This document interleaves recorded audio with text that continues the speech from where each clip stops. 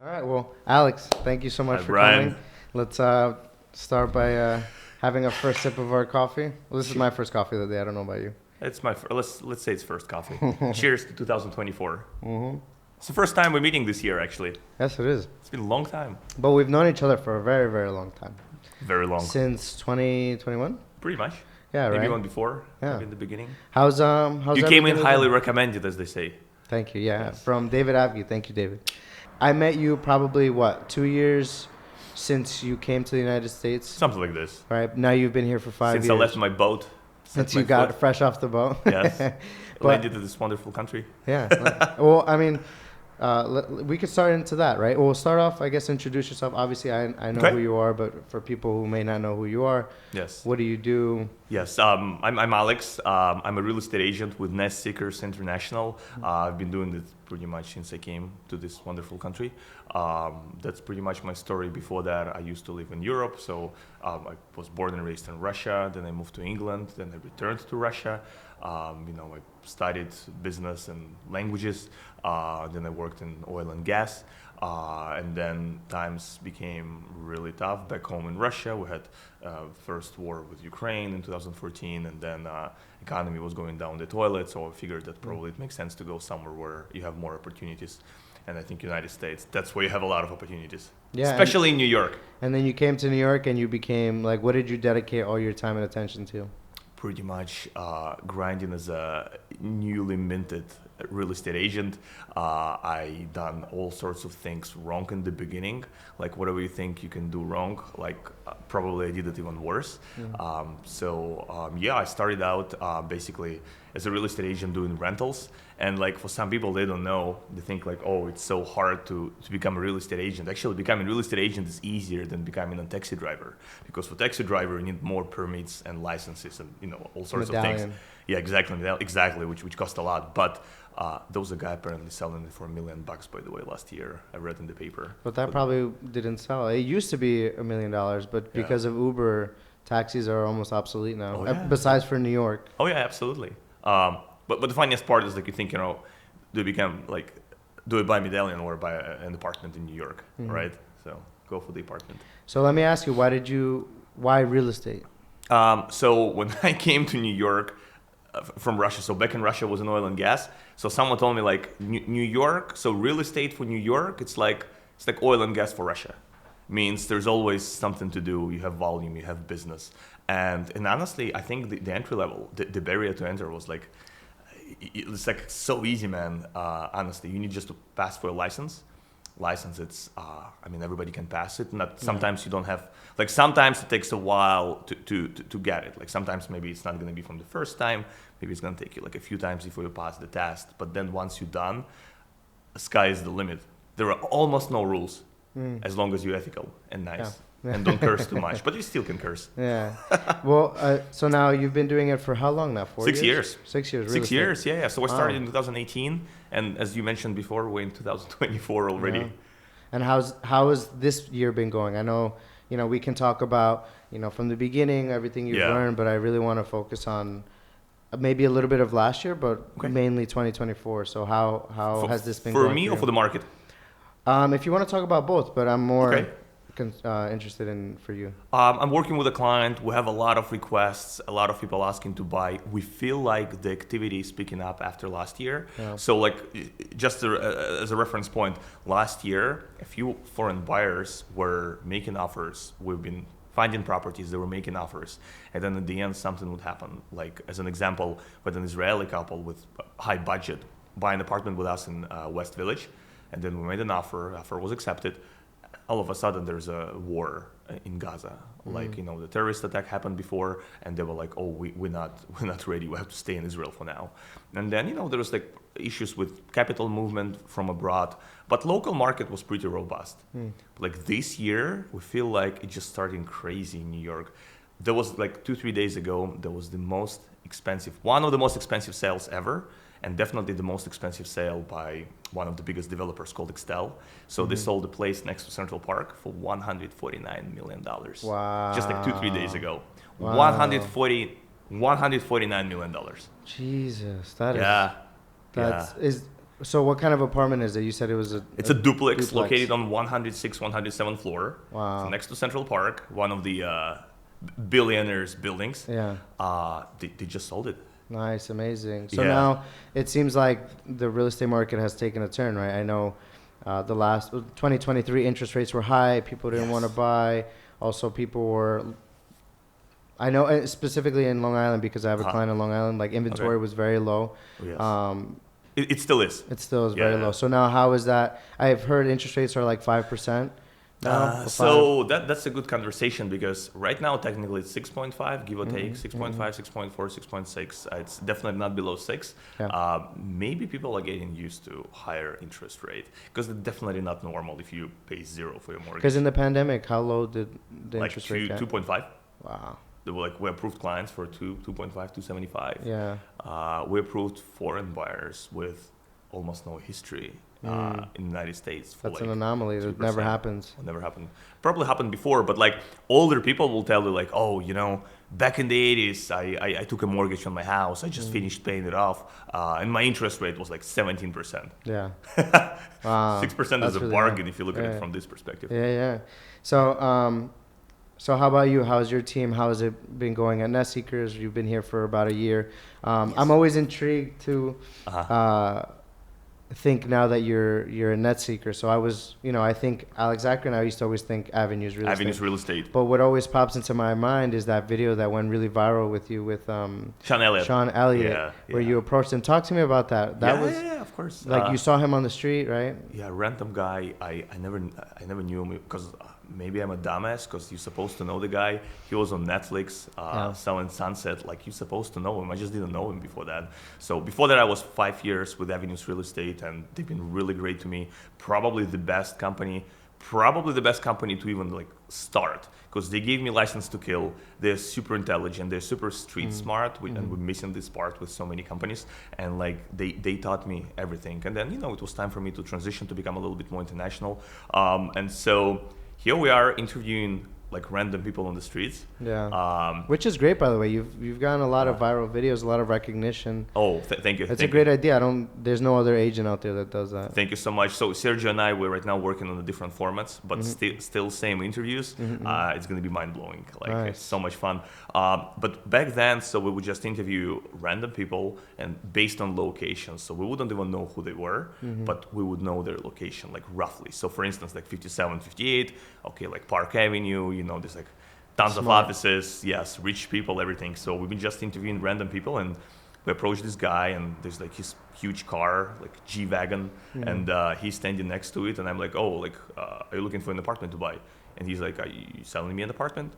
Oh, like I told him like, I'm selling you an apartment. He's like, oh, I'm in real estate myself, something like this. Yeah. And then he offered me a job right there and it was not scripted. Like no one was ready for that. Yeah. And it went viral. I think we got like over 10 million views on Yeah. Reels alone. Obviously TikTok came as well. But that was fun. It was so genuine and the energy was so amazing. And I know it because we filmed the second part once I accepted the job, 4 or 5 months into it. And it was all right, but not the same. But Yeah. this video was something. Because it was just completely genuine, not scripted. It just came out of No. nowhere. We never do scripted stuff, No. never.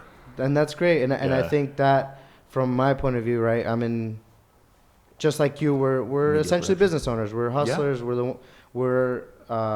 We take control of our own, Yeah. what is it, destiny, reality, Right, success. right. So for us, or for you as well, you're always cold calling. You're always trying to figure out where the next deal is going to come from, who's going to be your next buyer, what's going to be the Right. next listing. Same thing for me. When's the next Mhm. client? Where are you going to find it?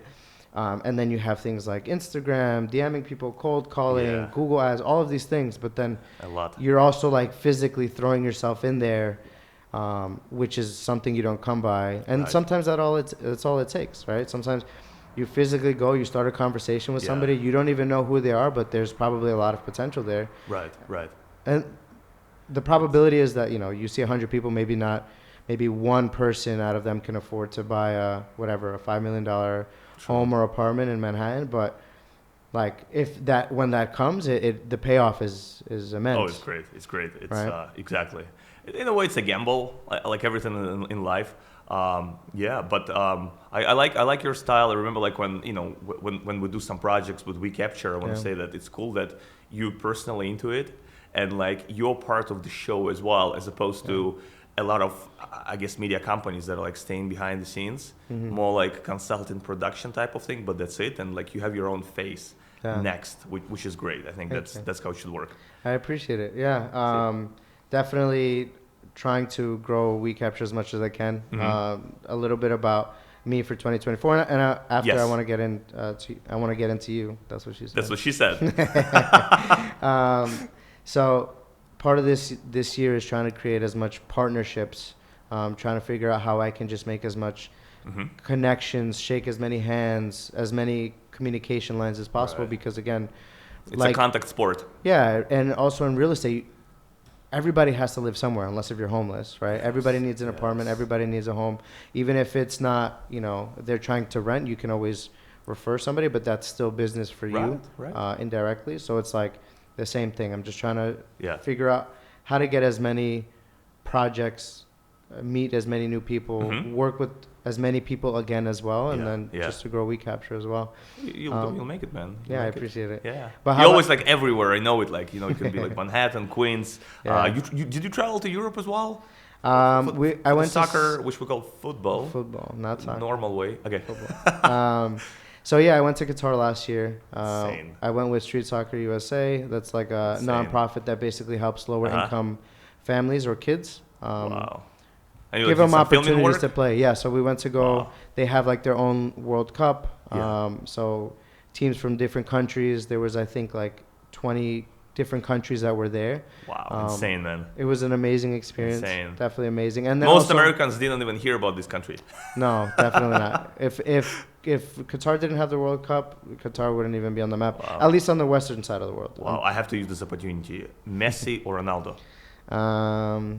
I kind of got. I have to go Messi, just because How dare you? he won the Kidding. World Cup. He won the World Cup. You know what I mean? It's not a small task. Yeah. You know, it's But ginormous. Ronaldo's Instagram is way better.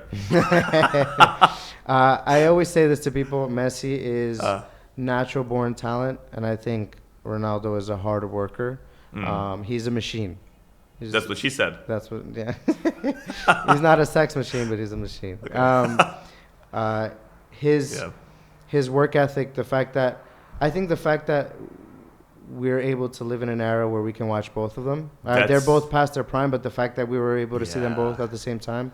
That's what It's Sergio a told me blessing. the other day as well. Is the same. Like the mere Yeah. fact that we witnessed these two mortals, and we're Yeah. just simple Yeah.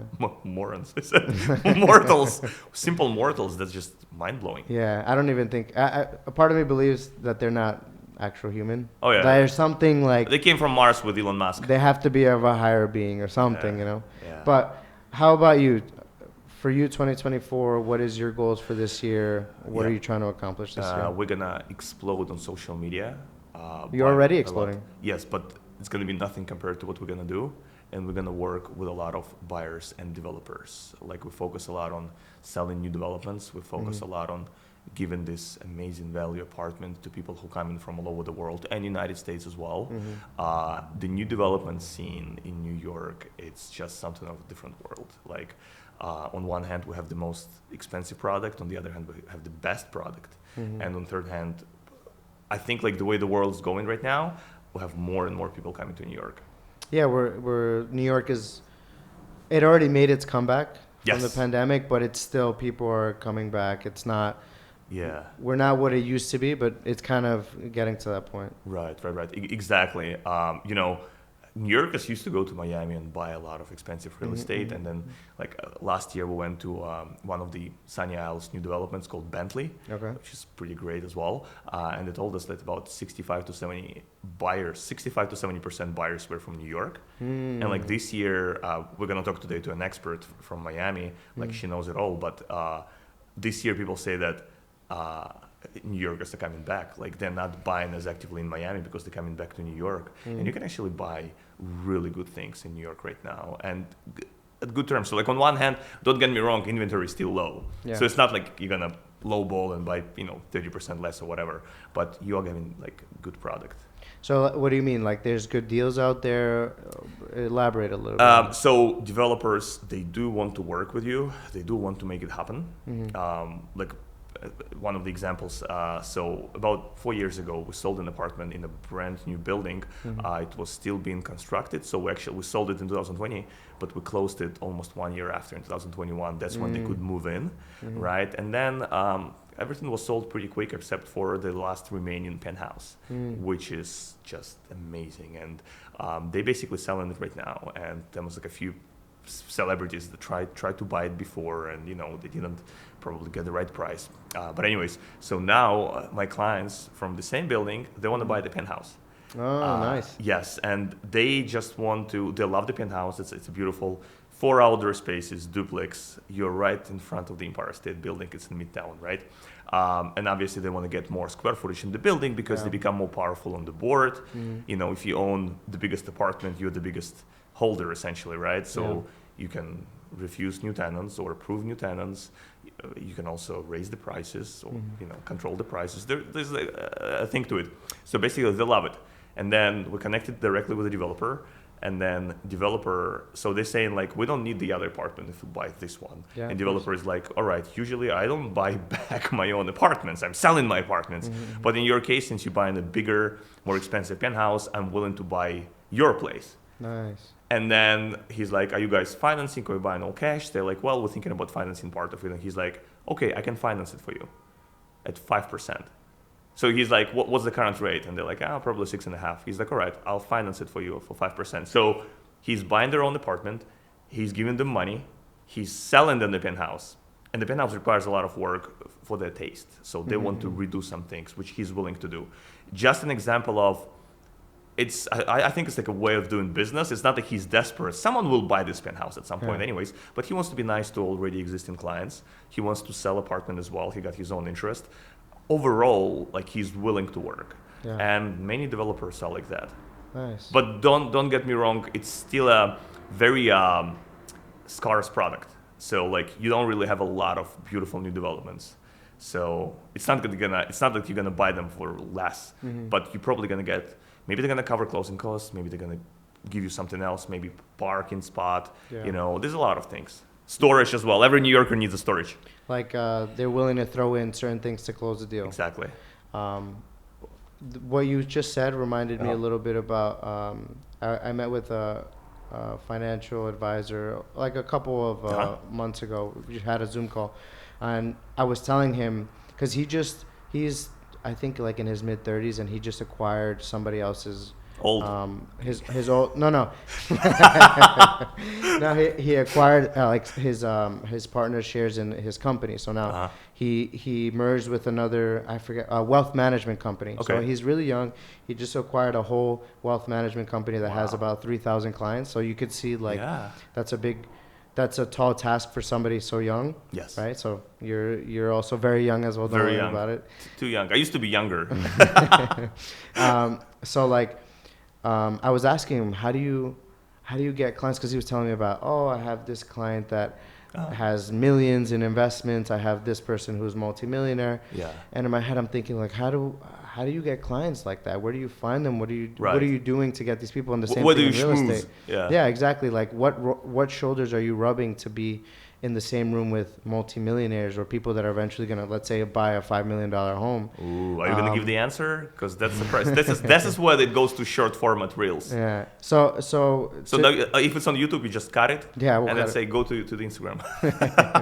So what he told me was, right, like obviously as many hands as that you can shake, but also he was saying, for people that you already know, you don't know where they'll be in, let's say, 5 years from now. So you're saying you closed a deal 4 years ago, and now it comes full circle. 4 years later, now they're looking to get the penthouse. Yes. So it's like, even in real estate, you don't have to work. A client is not one time. You could come back. They can come back later, and even a bigger deal. And who knows if they come back, they could be more successful. They could have a lot more stuff going for them, and then. True. Bigger deal, bigger commission checks, more success. For sure. Unless it's a rental, small budget clients, and there's like bait and switch brokers, which I've never been, I think. Definitely, it's a life cycle process. You Right. basically with your client forever, Yeah. right? And then especially if client comes from elsewhere, and you're not only selling them the apartment, but you're helping them to get their life Mm-hmm. like arranged. They need a CPA, they need a contractor, they need a designer. I had a client who's been asking me like, who's the best designer to renovate my apartment. I sold her a place on 130 William, a beautiful 42nd floor apartment, Yeah. and she asked me a lot of things, like too many. She was like, "How do you think I should arrange my taxes?" And I'm like, "Ooh, I know someone who knows the answer." Yeah. So connected them directly, and she's been arranging her taxes with them since then. So there's like a lot of things to that. That clients that we just talked about that want to buy penthouse, I sold them last year an investment property as well in New York, and I rented them this investment property. And so when we've been buying it, so the developer threw in furniture. They're like, "Do you want to have furniture?" And we checked it. It's really, really, really cool. You have like marble table, like there's a painting, there's like a glass type of coffee table, really nice. And we were like, technically we don't need it if we rent it, because in New York everybody wants to rent unfurnished apartment. But sure, okay, let's have it. And then obviously we regretted it because we put it on the market. We did rent it, one bedroom for almost $6,000, like $5,900, which is unseen. It was a record for this area. It's like Lexington and 29th, 30th Street. But the furniture. The guy's like, "I don't need this furniture really." I'm like, "Oh, God damn it, we just negotiated all this furniture." And, we help them to put it in the storage and there's a lot of things. But basically, like you said, it's you're with your client forever, which for the agents that begin, they're just like the beginning agents, it's a little bit hard because you're obsessed with the cash flow. You need to make a lot of rental deals. Sometimes you have to cut corners, obviously. It happens to many agents. Yeah. Now, you're more in the sales game, right? When I met you, you were kind of in between, but you were really trying to focus on sales. And before you met me, I was purely rentals. They were purely rentals. And exactly what you're saying, right? For people who are starting out, they're looking Yeah. for cash flow because doing sales is a big risk, right? It is. So one of the things that I was telling Kim this, what I was going to say was right now you're blowing up on social media. You have about 2-3 million profile visits. And then one of the things that I noticed is you're probably top 5 real estate content creators in New York. In terms of just looking at it as a whole, YouTube, Instagram, TikTok, all these things. Right. So talk to me right now. What is your current strategy with real estate? How is your social media helping you with real estate and your sales and your business? Right. Well, the main goal is to show apartments, really, because I'm a full-time agent. I'm agent first and foremost. And then I might be a social media personality a little bit to some extent, but that's not the main thing. So the goal is to show properties and what people can expect from buying apartments in various parts of New York. And then obviously that comes a lot with lifestyle because people want to relate. So you would show areas, neighborhoods, you would show where to run, where to eat, where to go for a workout, things like that. And then obviously because I'm breathing basically what I'm doing and what I'm selling, I just show what I do, and then some people can relate. And basically the strategy this year and then last year as well has been using a lot of short formats because that's been working really well for us. Attention span is different. There's like a marketing, 6.0, like a new version of marketing. There was this professor of marketing that I studied back in college, Cutler. He's well into his 90s right now, but he he invented the marketing principles back then. And basically his idea now in this new book, he's saying that marketing is like a meta marketing right now where you have social media everywhere, but it's so blended in, you barely notice that. And then like the consumer is like this. That's it. Yep. So that's why you're going to see these podcasts on YouTube, but part of it's going to be on short format as well. Of course. So people can see. And then whoever wants, they can always go to the longer format, Yeah. right? So basically that's what we've been doing. And the same with TikTok. People reaching out, we show apartments. There's a lot of foreign people that reaching out as well because they would never see it from the local platforms. And that's how we create it. And again, we're just being genuine. We just like really show what we do. And for me, like for instance, I can post this cup of coffee and then I can post this chair or the globe or whatever. but for me to post something, I just need to see like the reason, like what it delivers. So that's why sometimes maybe I'm not posting a lot of things, but whatever I'm posting, it's like meaningful. There is something in it. Yeah. Yeah, I think I always see that you're posting something or a couple stories, and I think you do a great job because one of the Thank things you. that I tell my clients all the time is, and what makes it really worth Yeah. your while, social media is top of mind awareness, Mhm. right? Um, what that means is just being, the person may not need you, but when they need that your service, Yeah. they think of you right away, right? So, Right. me personally, I don't need to buy a home right now. I don't. Mhm. I don't have the need to buy an apartment or rent a new apartment. I have my own place, but if there ever comes a time, you're Yeah. gonna come. You're gonna come Yeah. into my mind, and I'm gonna be like, oh, let me go to Alex. Let Right. me, Right. Right. Right. you know. Okay. So then, what's it called? So the same thing, right? You're constantly posting all the time, and then when somebody, I've had clients tell me, "Hey, okay, if we do these 5 videos, how many clients is that gonna get me?" Right. That's not Right. how it works. If you Nope. have the mentality, then don't even hire me. Nope. Nope. It's more like This is Craigslist mentality. I'm gonna post an ad. I need like a lead exactly, immediately. exactly. But the way it works now is because social media, like you said, everything is so blended Yeah. together. You need to find a way to stand out, and a lot of times that's through quantity of marketing. Right. So if you're Right. posting constantly about your listings, you're Yeah. posting pictures of yourself, stories at a listing, closing, then you create a picture in their mind, like kind of like a profile, and then Yeah. whenever they actually need you, boom. Yeah. Yeah. And listen, don't get me wrong. Like social media is not the only way to do it. Yeah. There are like old school brokers. They barely have pages on social media. No. There are like some of the most successful older school, like call it old school. It's not always like old way age wise. It might be just old mentality. Yeah. But still, but sometimes they're just old. Like Park Avenue brokers, right? They barely use their email.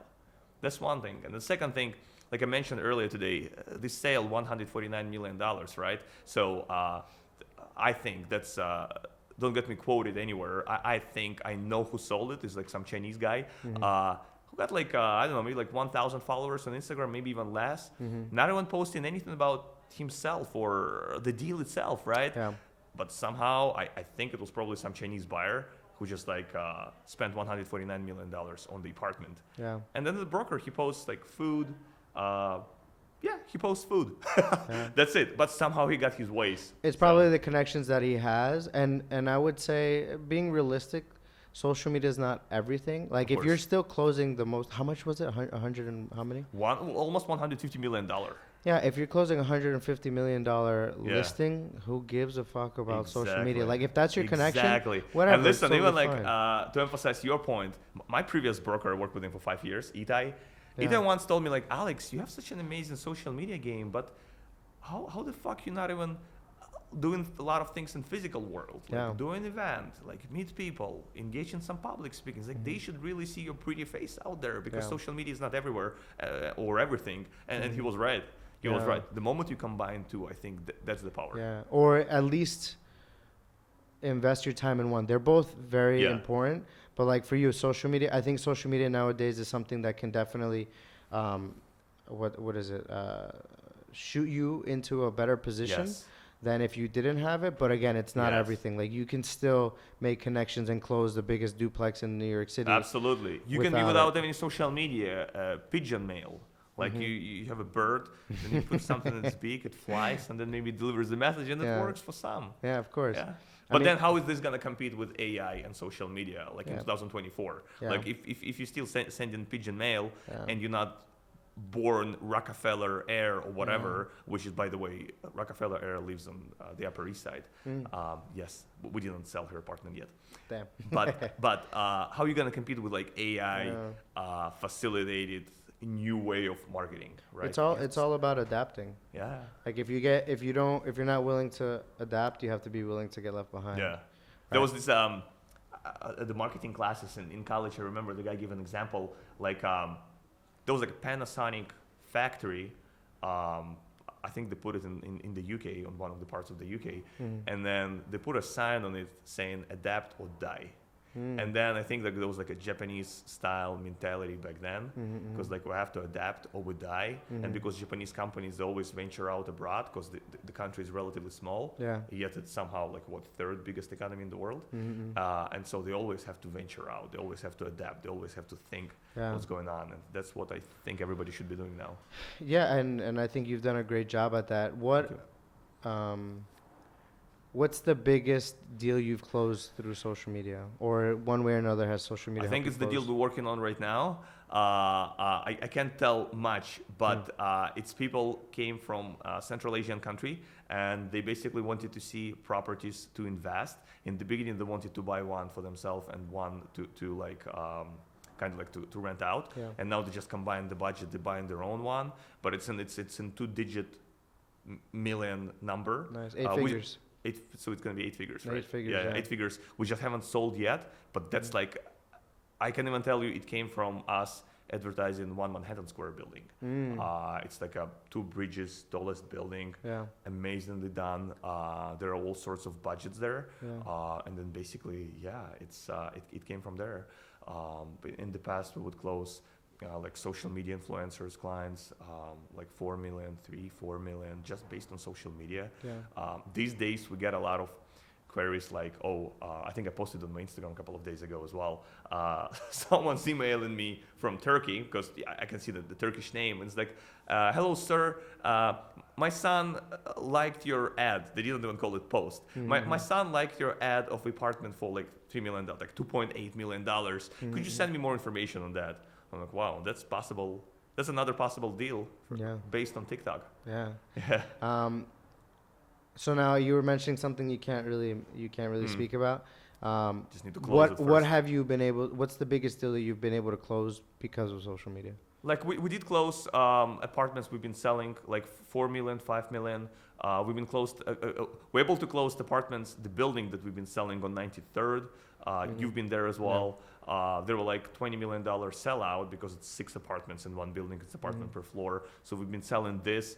There were clients from social media coming in. Nice. So like if you take the whole project, it's pretty good. Nice. Yeah, and then you don't even have to if you don't sell apartments, if you just rent apartments, that's possible as well. You can get clients, all sorts of budgets. Of course, there's multiple Yeah. ways of getting clientele. I was going to ask you. Sorry, I got a little brain fart. We're just starting out the year. It's currently January 20th. We're still in the first month. We still Yeah. have a long way to go.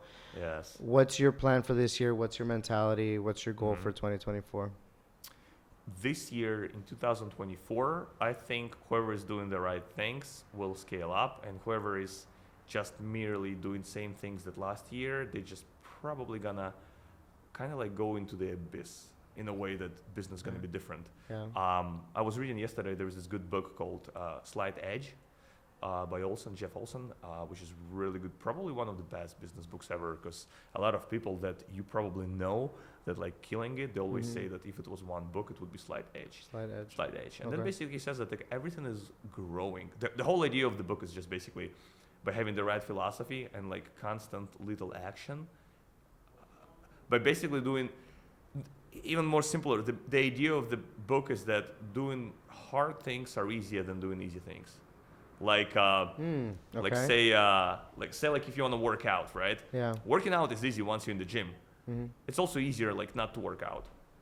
But like long term, it's easier to work out because you keep yourself in a better shape and you live better life than to not work out. So if you think about it, working out is actually easier than not work out. All financial management, like it's easier to save a little bit. It's also easier not to save. But like saving like $5 a week. It just like automatically deducted from your account, right? Or you just put it under the mattress. It's easy. And in the long term, it's easier than not doing that thing. And so speaking of the strategy, just doing super easy things, but like all the time. That's pretty much the strategy. So we want to post more. We want to achieve, like we got over 2 million accounts reached on Instagram in 1 month, right? Amazing. We want to do 5 million, 10 million, 20 million, just because you grow constantly. You use the sounds, you use the reels, you become authentic, you never script anything, you post, but basically that's what you do. And also a reality check, that's important. Like, all right, I posted this apartment, what's gonna happen next? Will I get someone who wants to buy it? Will I get someone who's going to be following me for the future purpose? Will I entertain someone? Will I bring someone a smile today? Those are all good things, right? So, but then if I can bring someone smile and also maybe sell the apartment, that's better than just bringing a smile. Yeah. So, And I think what you were saying, like, okay, we posted this listing now, what's to come from it? I think a lot of people think, or the reason why they have a hard time dedicating or really jumping into social media is because they think that, one post, two posts, and it's done. Or even, hey, I've been posting consistently, like, where are the clients? It's also not enough. Like, you still have to take action upon your action. definitely. So if you get a comment, right, or somebody reaches out and says, amazing job on this video, Yeah. you should comment. You should. Should. That should be a communication line that you open. That should, Yeah. one way or another, lead to a proposal or a lead or an appointment or a consultation or something. Absolutely. Absolutely. Right, because it's not Follow enough up. to just post, but it's supposed to. It's a trickle down effect. Yeah, it's trickle down effect. I love this word. Absolutely, you always answer. Sergio was once asking me, like, there's this guy in Miami who's like, he's doing. We know he's doing well. He's been in this business for like 15 years, real estate. We know he's doing well number wise. A couple of my friends went to work for his company because they've been moving from New York to Miami, and Nice. I also referred, so everybody's happy. But he never answers messages on his Instagram or TikTok or like anywhere else. Yeah. And Sergio the other day was like this guy, maybe it's because like he's just like fucking shit, like he's the shit, he's the Oh, shit, he's the shit, okay. the Yeah. shit, and he's like maybe because he knows he's the shit, like he doesn't have to answer. Yeah. I don't think it works this way, honestly. Like you're creating a tribe, you're creating like-mindedness people, like-minded type of tribe essentially. And it's hard to come by. There's a lot of people that just have like I don't give a fuck about you mentality. Yeah. Right. And it worked for some people, but I think you and I, it's more about how do we put our clients or our circles wants and needs first, and then you always expect something back, but it's how does their help become a result from you helping them first? Exactly. Right? Exactly. It's- Like you helped me a few times with clients. Yeah. You sent me the other day the athlete client. Pampos. Pampos still working, still Nice. looking for a place in Chelsea. But yeah, it's basically how can I send you someone? Maybe someone needs apartment tour filming or property tour or party or whatever. That's always like thinking how to help. Yeah. Relationship building is very important. Relationship building and Yeah. thinking like what's going to be 100 years from now. Probably. Well, I'm not going to be around, I think, but some of the people will. Yeah. And it's like, what's the 100 years mentality? Because Yeah. everybody wants things now, and that kind of I'm like this as well. Like I want things now, but then someone told me like people grossly underestimate what they can do in long term, like Of 7 course, years, yeah. and overestimate what they can do like in 1 year. Yeah. That's why like this a year has passed. I remember we've been celebrating 2023, and then it's like. Whew, and it's already 2024. And I was like, what the fuck did just happen? Like, I barely noticed anything. I'm so not ready to put the Christmas tree. I just finished way. with the previous Christmas tree. You know what I mean? In my Yeah. mind, it's just like, I just like removed the old one. So Yeah. I should install the new one. So, And time passes really fast. Like yeah. I know I'm at that point. I'm in my late 20s now. Everybody still says, "Oh, you're still a baby. You're still a baby." But Still a baby. That's what I told you. yeah. All right, son. So it's time moves faster. Like Yes. from being 20, 21 to being 28, like the years go by so much faster. New Year's felt like 2-3 days ago. We're almost done with the first month. That's Yeah. a 12th of the way done with this year. Yeah. By the time you realize it's going to be June, right? It's going to be the summer. Spring is going to fly by, and it's going to be summer, and then it's going to be another year. Oh, yeah. So like, We're all moving towards dying. yes.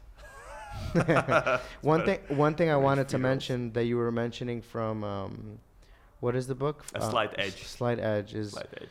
if you're not looking to grow or you're not trying to constantly do things that help you grow, you're not staying stagnant. You're actually You actually go backwards. you're going backwards because being comfortable is not enough. Like people always want to say Yeah. they want to live a comfortable life. When are people the most comfortable? When they're retired, right? That's like no more working. Yeah. But if you think about it, that speeds up death, Yes. right? You retire, you're no longer doing anything. You're not as active anymore. Your body starts to Yeah. deteriorate. Your brain starts to Deteriorate. go down, and so it's like it's not enough to just want to be comfortable. Yeah. Like this is when we have the most energy, Yeah. the most life, the most health. So it's like we gotta push as much as we can and push. We should have, what is it? Ideas, Yeah. goals that are almost sound insane. Yeah. You know, so that we reach We heights reached that we never something think. that we're way closer to reaching what we wanted. Exactly. Yeah. And then it's from there. Then it's, you're constantly growing, so you're Yeah. having the reverse effect of being comfortable, which is regressing. Yeah, So- absolutely. And also like like the same book that tells like successful people are willing to do things that unsuccessful people never do, right? So if you think about it, being successful is easier than not being successful, right? Of course. So because it's easier, you need to do something that people don't usually do. So my point is like, you think it's hard, you think it's not easy, but it's actually easier to do cool shit. Like you came today at 7 a.m. to the studio, right, to film. You would think like, all right, it's Saturday, it's 7 a.m. and it's the coldest day so far Maybe this so- season. Yeah, exactly. Yeah. But yet you're here, we're here, right? I think Kim it's is here. Kim is here. I think it's the doing the hard part now makes what is it? It makes the results easier if you could say. If you try to make it easier now, the repercussions are too hard for you to. Oh yes. It makes it much harder to recover. Oh, definitely. So like again, Yeah. for example, you're always constantly posting, you're always running, you're focusing on your health, you're focusing on your business, so that On my let's cat say and- on your cat and exactly. girlfriend. And girlfriend, and then who knows, when you're in your Same. 40s, it may be much easier for you, right? So think you're so. like grinding and pushing now, so Yeah. that for The same with later. like, the same with like with working out. Like you don't really need to work out till maybe your late 30s, 40s. They say. I'm not quite there yet, thank Yeah. God. But coming. But your bone density, right? It decreases in your 40s Yeah. and throughout the life after. So to build it, you really need to work out. But then to be course. able to work out, you kind of have to start earlier. Like the earlier you start, the better it is. So like in your 20s, you don't need to work out. In your 30s, you don't need to work out. In your 40s, you do. Yeah. But like if you just like, all right, I just turned 40, it's my birthday, let me work out. You don't know anything. You don't know shit. Your body's not used to it. Yeah, It exactly. takes So much longer. Takes much longer. So technically, everything you do is the preparation for something. Yeah. Yeah. I like that. Clip. Cut. God, I'm thinking about short format mentality, like Yeah. all the time. How is my answer within 15 seconds? That's good, right? I was gonna say, you good? And we're reaching more the tail end of this. It's been a great That's what she said. conversation. I'm enjoying. I'm enjoying it. I was gonna say, what are some things in your opinion, or what's one habit that you have, or that you think other people should strive for, so that you could go in the right direction, like more growth? Thinking less, doing more. That's it. Everything Action. should be simple. Just action. Think less. Okay. I think we think too much about everything. You wake up, oh, what's the temperature outside? You know, I'm a bit the opposite. Maybe I'm a dumbass and I don't think enough. Like go out the other day, running and it's kind of cold. I'm like, oh shit, I should put like an extra sweater or something. So there's a reverse side to that as Yeah. well. But like overall, and that's what some of my clients actually told me as well a few years ago. Very young, very successful, very rich. So she said that like that point of time from the idea to execution, so the shorter it is, the better your life is, right? Because at some point you just like kill the momentum. So the same with everything. Like if you want to go for a workout, just go for a workout. If you want to meditate, meditate. If you don't want to do anything at all today, just don't do anything today. Don't think it is like, oh, I'm procrastinating. It's such a bad thing. I feel sorry. No, don't feel sorry for yourself. Don't do anything today. Let's have a lazy Sunday. That's fine. Sometimes lazy Sunday is good. You can actually do a lot of things during your lazy days. You know, TED Talk, like the TED conference. Yeah. There was this guy who was like, I don't recall his name, but I listened to it many years ago. So he retired, right? And then like maybe he sold his company, whatever. So like he got money, he got time, he still got some life left. And he was actually like saying like, you know, leisure, like the rest time, it's so fucking hard. He's like before I would go to work and everything is like right in front of me, I know what to do. And then he was like, but like not working, it's actually harder because again, easy things, hard things. So he's like, not working is actually hard. Like you need to travel. You need to plan shit for traveling. Today I'm going to go to this museum. Tomorrow I'm going to go hiking. He's like, planning and resting, that's a lot of work. Yeah. So Not basically, doing anything is tough. it's tough. But the point is, it's just like if you think you should do it, just do it. Yeah. If you have doubts, give it a little bit more time. Maybe ask someone you trust, but also like asking someone for an advice always doesn't work much because it has to be you anyways. Yeah. Like if someone will tell me like, oh, if I ask someone like, I want to run an ultra marathon, they were like, oh, what are the health benefits of running an ultra marathon? Your joints, it's not good, and it's true. Or like like what are the health benefits of running more than 2 miles? Because if you did 1 or 2 miles, your endorphins are already kicking in. Yeah. Your body structure, your VO2 level, oxygen level, everything is fine. You don't have to run actually more than like a mile or 2 miles. But like, why would anyone run? What would anyone run 26.2 miles for a marathon, right? Yeah. But if you have a reason, just like do it. Of course. And it's funny because you were saying like, oh, what, sometimes you don't have to listen to people's advice. And that was actually my next question. I was going to ask you, what is the best piece of advice you've been given? Whether you've read it, you heard it in a book, somebody's told you. Yes. It was Richard Branson who said that sometimes you need to put your ass on the line. He said, there's like, he said like, have fun with this. Don't treat yourself seriously. And then he said something like, basically like have your nose like basically like sense the situation around you, like have your nose up, something like this, and then put your ass on the line. Basically, have skin in the game. Yeah. So we'll have like things we want to do, and if we fully into it, yeah, just like have fun and do cool shit. And then the moment then you're gone, you're not gonna regret anything. You're going to say, oh, I had such an amazing life. And who knows, maybe you're going to meet God, if you believe in God, or whoever is in charge of the Matrix. I watched Matrix 2 recently, the second part, when he met the creator of the Matrix. They had a conversation. And then like Neo, when he was leaving, he's like, I hope we're not going to meet again.